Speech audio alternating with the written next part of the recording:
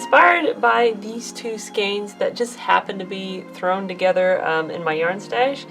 I loved how they kind of almost matched but didn't quite. I like the contrast between the velvet yarn and the regular worsted type. And if you want all my opinions on velvet yarn, I will link to a blog post about that.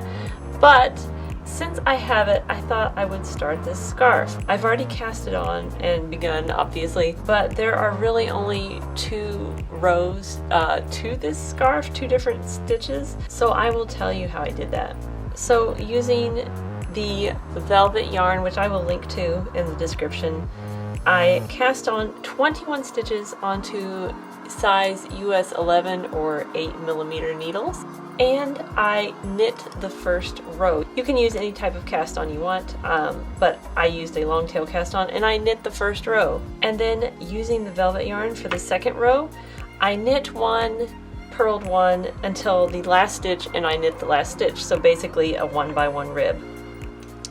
And you repeat this process throughout the whole scarf. Every other row is knit, every other row is a 1x1 rib. However, after knitting the first 2 in the velvet yarn, I then switched to the worsted type of yarn, and instead of working 2 rows, I knit 4. This, by the way, is Lion Brand Woolies. It's very inexpensive. It's mostly acrylic, 20% wool, but it's washable and pretty inexpensive. So after working the 2 rows and then the 4, switching back to 2, and so on throughout the whole scarf. I do, however, want to show you what I do with the first stitch on this side. So I've worked 2 velvet rows, and it's time to switch to my worsted type yarn. So this row is a knit row, and even though I'm going to work this row in Woolies, I'm going to take both yarns in my hand to work the first stitch.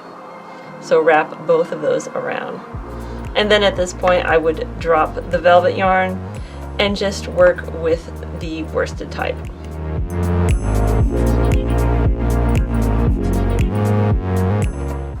And so now I'm ready to go back, and I will knit, purl, until the end, and then knit the last stitch.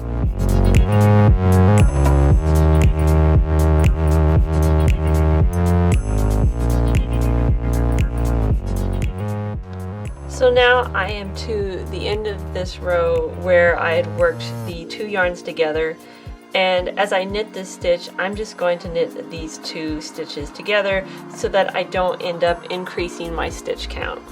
Then you'll want to turn your work, and again you're going to just work with this yarn, but for that first stitch, knit it together with the velvet yarn. And then you can drop that velvet yarn and continue as before.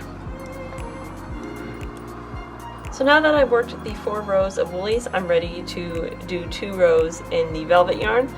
But once again, you're going to take both yarns in your hand for the first stitch, knit that first one, and then for the second stitch and after, you can drop the Woolies and just work with the velvet.